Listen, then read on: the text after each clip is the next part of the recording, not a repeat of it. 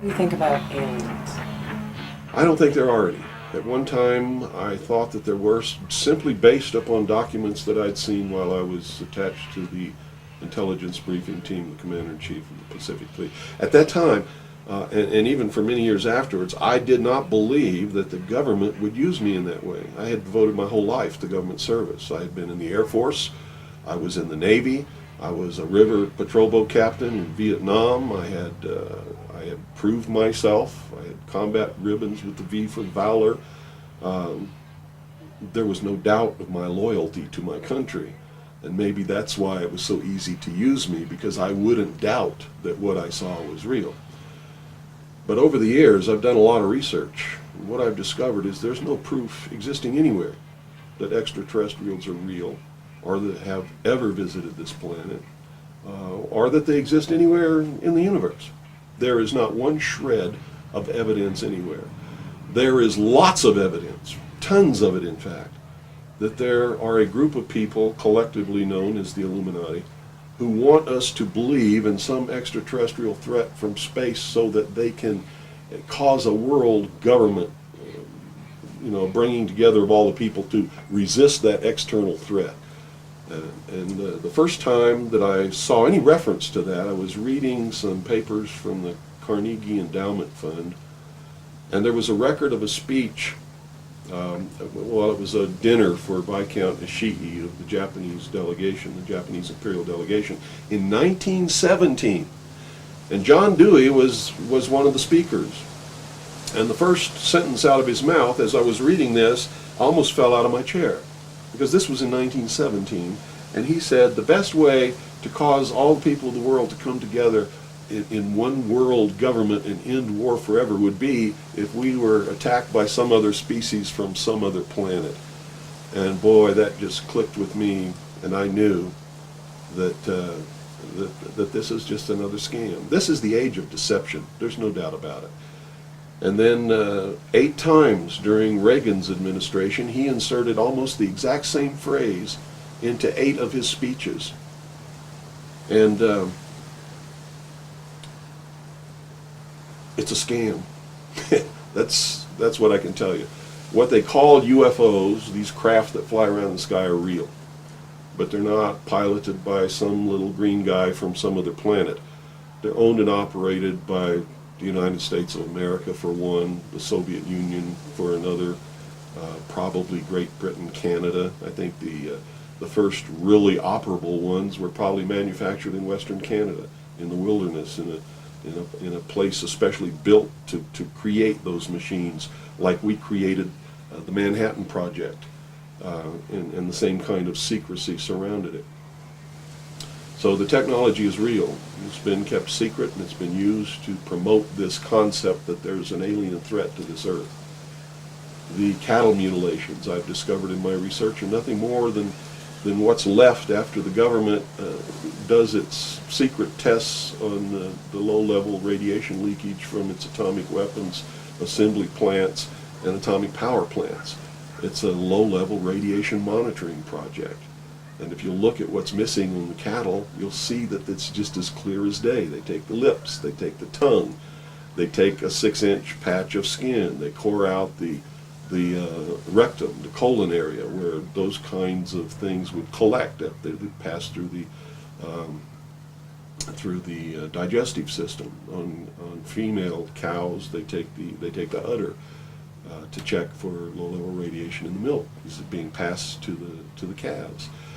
And these are all grazing animals that graze on the grass where the radiation falls when it falls from the air. And it's just an incredible deception. And I'm just amazed that people have fallen for it in the manner that they have, in the absence of any proof whatsoever. I mean, they cite hearsay as proof. Well, what about all of the alien abductions? They're not abductions, they're the results of a tremendously successful and very sophisticated mind control operation, all of which has been in development. They started working on those kinds of things since before World War II, but they have perfected them. On my website, I have a patent of a machine that can read your brain waves, can recombine them in a computer and send them back to you and make you think things happened that never happened. I mean, you can't get a patent for something like that unless it really works. You have to prove it to the patent office. It works. A patent was issued. And this is just one of the things that snuck by them that hasn't, because when people invent things like this, they're sucked up by the government immediately, and then they're put behind the veil of national security and classified, and then nobody knows about them. But every once in a while, something sneaks by them. And when you do these searches in the patent office and the trademark office and in the copyright office, you come up with some real gems once in a while, and that was one. Also, the congressional investigations into the intelligence community has revealed the existence of these programs, and there's no secret about it. It's documented. Project Artichoke, Project MK Ultra, MK Naomi. I could go on and on and on all day long, and if you had the time in your movie, we could lay out all the documentation, which is official government documentation, and prove beyond any shadow of doubt that it's true. But that's what it is. It's not extraterrestrials coming down. The human body cannot pass through walls and roofs, or through windows that are closed. This is all the product of the imagination and people's willingness to believe something because they want it to be true. I don't know why they would want it to be true. You see, because if it were true, these are not friendly aliens. They're doing some terrible things to people. If I were to kidnap somebody, pass them up through the roof, and take them somewhere, and perform operations on them, and take samples of semen and ova from their reproductive organs, and plant thoughts in their mind, and all this kind of stuff, and then bring them back, guess where I'd be right now? In prison. It's kidnapping. It's criminal. It's a terrible thing. So there's a morbid sense about all this too, as if people want to be hurt for some reason. I don't understand that. But that certainly is something that somebody needs to look at. Why do people feel that this needs to be real? What in them says, I want to be abducted and abused and kidnapped and raped and all of this stuff against my will? Because they seem to take some kind of satisfaction that this is happening. And nobody's talking about the fact that this is a terrible thing to happen. If I were to do that to you, you wouldn't be too happy, would you? But somehow it's okay if an alien does it? I don't think so. It's all bullshit. It's a lie. And it's... So where do you feel the hope for America lies? Oh, this is William Cooper, a man who received mainstream attention in 1994 when Rush Limbaugh read an alleged White House memo on the air calling him the most dangerous radio host in America. Maybe that's because his conspiracy classic is the underground bestseller, or perhaps it's because of the increasing popularity of his shortwave radio broadcast, which is also available on the internet. Good evening. You're listening to the Hour of the Time. I'm still William Cooper. This was not an easy interview to net. He was the first person I asked, and after 8,000 miles and 6.5 weeks on the road, just about the last to agree. I guess he wanted to make sure I was serious. Nevertheless, I had to come alone, and I was required to follow clear rules of conduct. Well, at this point,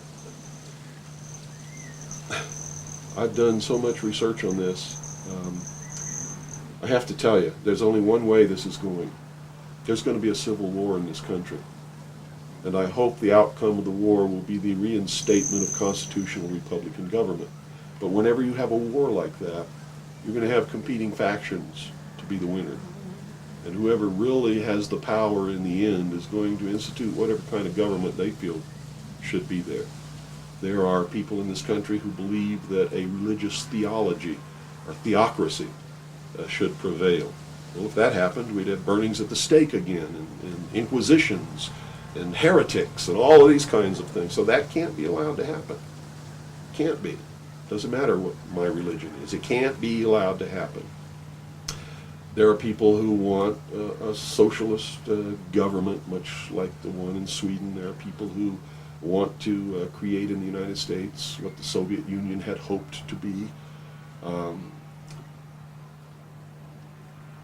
There are real Nazis, all of them socialists. Hitler was a socialist. So I see the future as being tremendously dangerous for all of us. Me and many others like me are going to perform a valiant attempt to reinstate, restore legitimate, lawful, constitutional Republican government. Whether or not we're going to be successful, I can't tell you. But I will tell you that once this war starts, it's going to be terrible, it's going to be bloody, and it'll last for 10 or 15 years. That's the nature of this kind of conflict. If you look around at all these mountains around here, there's enough guns, ammunition, supplies, clothing, and food buried in these mountains to support an army for 15 years. And I don't think the American people realize that they're on the brink of a civil war. You see, there are many of us who took an oath when we went in the armed forces, and we meant it. We volunteered. We weren't drafted. We care about this country. And the oath was to protect and defend the Constitution against all enemies, foreign and domestic. And we will fulfill that oath, even if it means we die in the process of doing it. It's that simple.